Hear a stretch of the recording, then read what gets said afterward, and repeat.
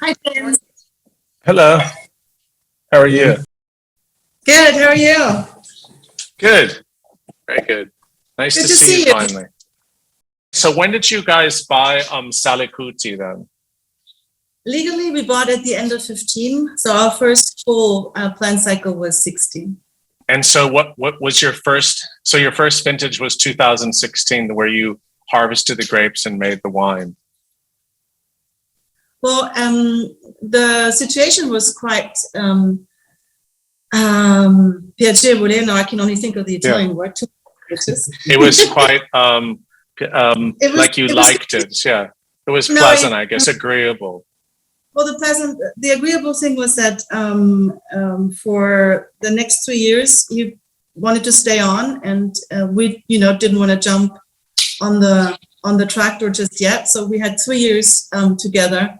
So what possessed you to buy Salicutti, which, by the way, back in the 90s was a real favorite of mine. But then I think the wine style changed slightly.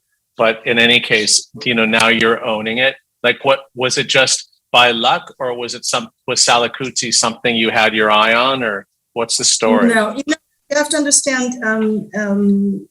Felix grew up with a 2 Michelin-starred restaurant, 3 Michelin-starred in the 80s. In Germany? In Munich. Yeah. Oh, cool. Which restaurant? We own the restaurant Tantris in Munich. Yeah, sure.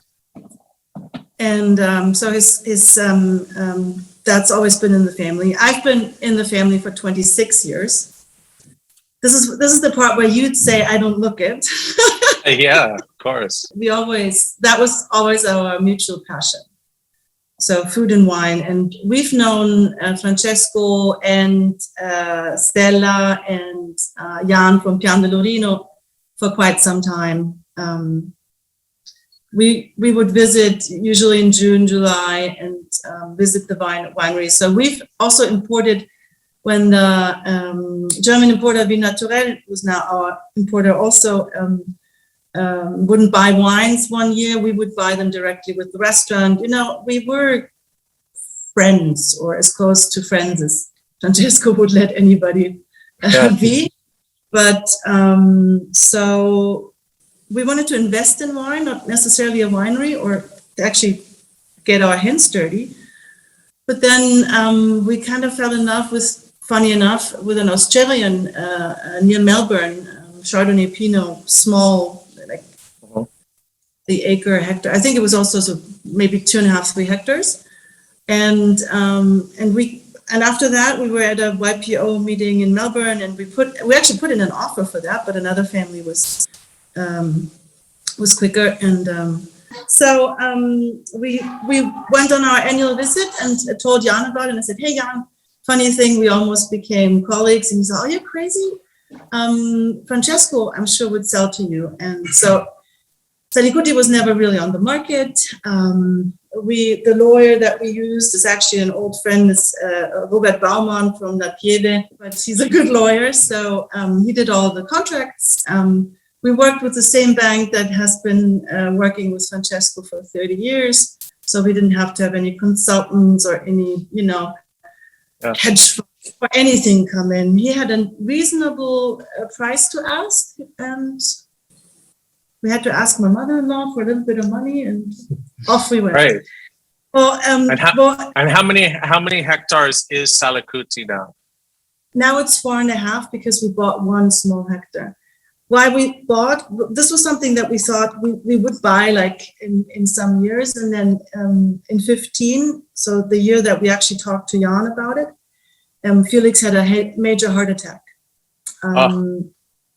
He was 42 at the time, and he just he's a runner, so he was jogging with our dog Anton, and they found me because of the dog tag. Wow, that's a crazy story. Yeah, that was pretty crazy. And that was the end of July. And so a month after we started talking. And then I remember when we came home from rehab, our oldest daughter was 18 months at the time. So it was a bit of a juggle. after he came home from rehab, we said, okay, we're going to go ahead and do that. And I called Jan. I'm like, Jan, you need to sit down for this. He's, oh my God, so it's off the table. I'm like, no, it's a go. Because after I don't know, we just kind of got rid of everything that we didn't want to do, like a building management company and stuff like that, and took that money and bought Salicutti. Well, congratulations, belated congratulations. So the first year was 16, and we bought 3.8 hectares. It's all Brunello rights from him. And I'm not sure if you're familiar with the way he operated. He actually always vinified what we now do as crews. He actually vinified separately from the start. So except for teatro, he would pretty soon put in the Piagione. So he would always make Brunello from Piagione and teatro, and Rosso is a declassified, is actually a single vineyard, declassified Brunello, because he took it all from Sorgente. What have you changed anything other than buying a tiny amount of less than a hectare of vineyards, or have you continued to make it about the same way, or I mean, what has happened just in the last couple of years? We're not yet using those grapes for any Brunello, for any Salicutti label on it. It's a separate. We're actually experimenting with that hectare, like we put it in amphora. So this is just cool. Fun and games.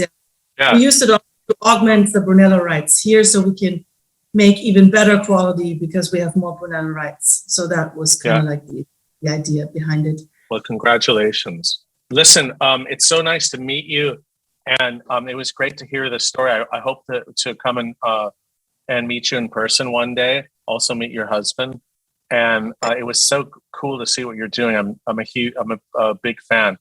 I mean, it's nice to see Salicutti, back to the level what I remember in the mid '90s, which really, for me, your Salicutti was really something incredibly special. And I think what you're doing is super exciting, and keep up the good work. Thank you. Grazie. So, grazie ancora. Ci vediamo presto. E complimenti per questi vini exquisiti. Grazie. Ok, ciao ciao.